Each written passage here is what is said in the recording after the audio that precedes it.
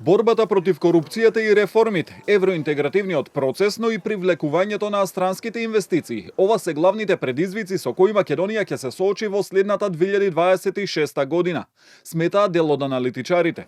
Според Петар Арсовски, освен можноста од предвремени парламентарни избори, фокусот ќе биде и на прашањето дали земјава ќе успее да ги откочи преговорите со Европската унија. Освен евентуалната најава за предвремени парламентарни избори, другото што останува се овие стандардни предизвици со кои Македонија се соочува подолго време.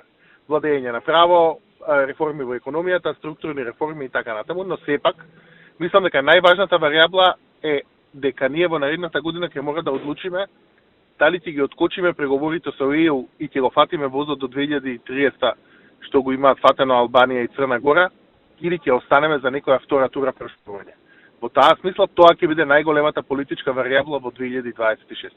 Според аналитичарот Љулзим Фаризи, следната година најголемо внимание ќе се посвети на решавање на отворените прашања со Бугарија, но тука според него се и предизвиците на домашен терен, пред се корупцијата и криминалот. Во надворешната политика се знае дека ние имаме отворено недоразбирање буквално со Бугарија во процесот за интеграција во Европска унија. Тоа ќе биде клучното прашање, односно најголемиот предизвик во следната година за нашата влада.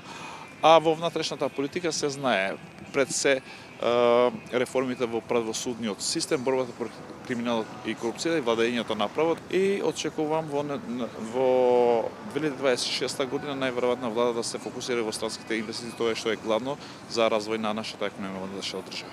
И на домашната политичка сцена, како што вели Фаризи, се очекуваат раздвижувања, посебно во албанскиот политички блок, посочувајќи тука на коалицијата Вреди и опозицијската ДУИ.